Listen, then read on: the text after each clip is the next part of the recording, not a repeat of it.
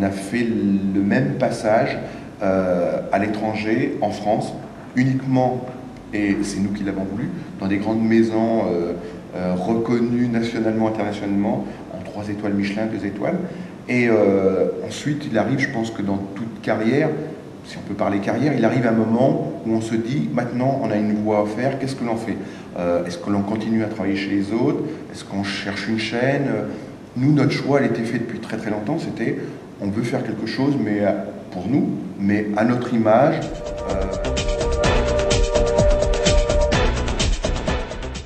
La chose de vouloir faire sa propre maison, c'était, on va démarrer, on a travaillé chez les autres, aujourd'hui c'est notre maison, le problème c'est qu'on n'a pas beaucoup de moyens.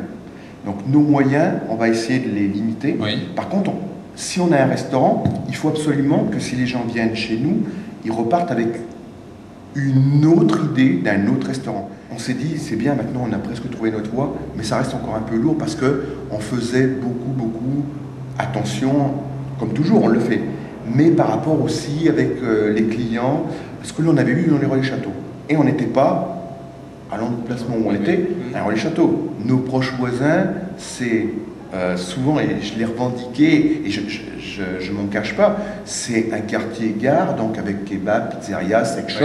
Oui. C'est notre quartier où on a démarré, et donc on ne pouvait pas faire un service très lourd. Donc on a enlevé, on a dépoussiéré un petit peu tout ce qu'on fait dans ces grandes maisons, et on a voulu faire quelque chose de plus personnalisé, de plus encore attentif pour le client. Alors pour le coup, c'est vraiment personnalisé. Hein. Oui, alors... Parlons-en un petit peu, parce que ça, c'est ça qui est intéressant, parce qu'on parle de la cuisine décorée comme une cuisine avant-gardiste même, n'ayons pas peur des mots. Oui, parce qu'on est passé dans plein de... Alors les journalistes ont besoin de prendre des références, Ouais. Et surtout, il y avait quelque chose que je ne voulais absolument pas. C'est pas que je vais critiquer ou que je vais renier mes origines, mais je voulais pas être le fils de. Je voulais pas être le fils de Pierre-Michel Troisgros, je voulais pas être le fils de Régis Marcon et d'autres maisons évidemment qu'on a fait. C'est très intéressant évidemment parce que les clients savent que c'est une référence. C'est une référence. Donc si on vient dans telle maison, ah oui c'est un ancien de. Je ne voulais pas être l'ancien de. Je voulais être moi-même, nous-mêmes. On voulait être notre maison. Et c'est vrai que les journalistes ont besoin un petit peu de références. Et là, d'un seul coup, ils ont été peut-être un peu bouleversés. Donc, j'ai eu plein de remarques, plein de choses.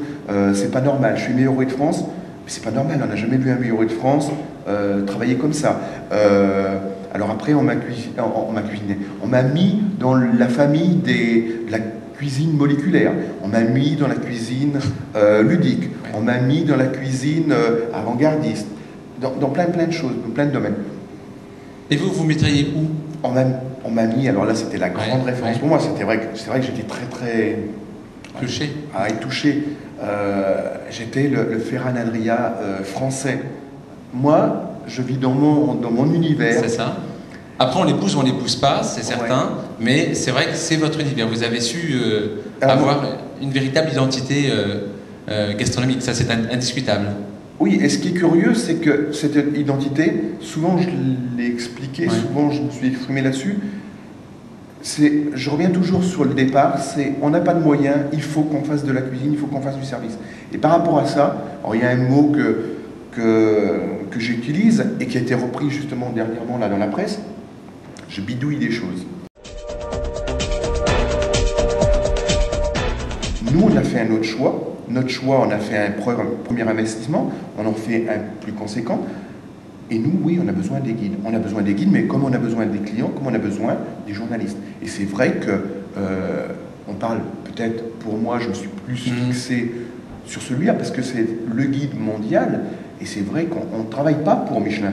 On travaille pour nos clients, pour nous déjà en premier, pour se faire plaisir.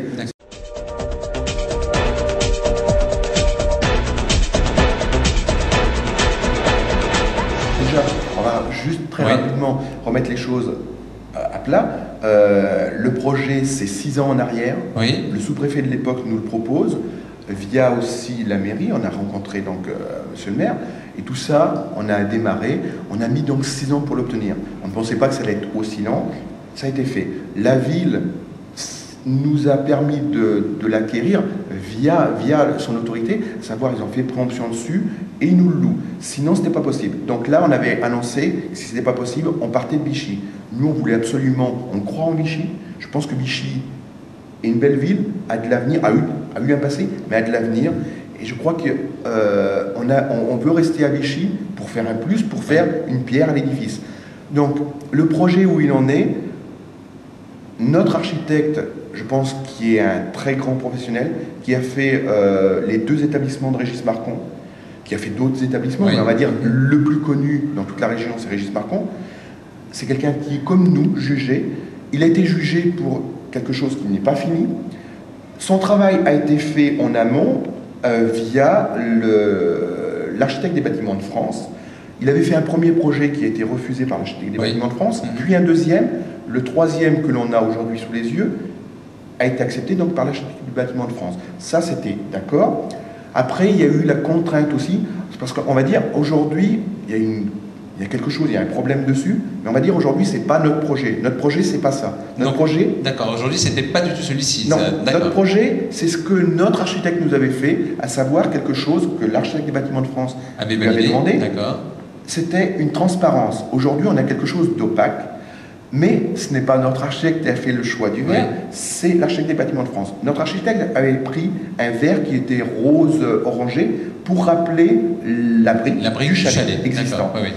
L'architecte des bâtiments de France a voulu faire un autre choix, a estimé que peut-être pour Vichy, un verre rose n'était pas beau. Il a fait un autre choix. Peu importe, aujourd'hui, il y a un problème. Le problème, il faut essayer de le... Alors concrètement, comment ça va se passer pour vous ? Est-ce que vous allez devoir changer les verres? Les verres vont être changés. Non, les verres vont être changés, sauf qu'on a pris beaucoup de retard parce que les entreprises qui travaillent actuellement ont été un petit peu démotivées par tout ce qui se passait. Et puis, on ne sait pas du tout, c'est un peu l'incertitude, on change pas. Il faut aussi que ce soit accepté de nouveau par l'architecte des bâtiments de France, par le service de l'urbanisme, que les gens qui nous ont demandé à changer les verres, à savoir le préfet, monsieur le préfet, le sous-préfet, monsieur le maire, que tout le monde soit d'accord cette fois-ci. La seule chose, c'est que c'est une grosse contrainte et c'est, nous, dans notre but, c'était pas pour blesser les Vichysois, blesser les gens. Notre but, c'était, on croit en Vichy, on veut rester à Vichy et notre travail, on veut que ce travail serve à l'ensemble de Vichy. Ce qu'on souhaitait absolument avec mon épouse, c'est qu'en faisant ce projet, les Vichysois soient contents qu'on reste à Vichy et nous soutiennent. Et je peux vous dire que c'est vraiment très frustrant et même décourageant de se dire mince, on a fait un projet, on a investi quand même beaucoup d'argent, c'est pas la vie, c'est nous qui investissons l'argent et que quand on vient, puisqu'on est régulièrement, malgré le restaurant aujourd'hui, on vient tous les soirs pour voir ce qui a été fait sur le chalet, nos jours de congé, on les passe dessus, et quand on voit les gens qui sont en face, le bâtiment, et qui sont là en train de critiquer, c'est vrai que c'est vraiment... fatigant, c'est même décourageant et c'est pas du tout ce que l'on voulait. On voulait absolument que les gens soient contents et fiers que l'on reste à Vichy pour nous soutenir. On va parler, on espère que tout sera fini pour l'ouverture au mois de septembre. Très bien. Donc peut-être que ce sera le 10 septembre, peut-être que ça sera... courant septembre. Ça sera, on va résumer courant septembre. Voilà. Jacques Décoré, mille merci d'avoir accepté mon invitation, puis bon courage.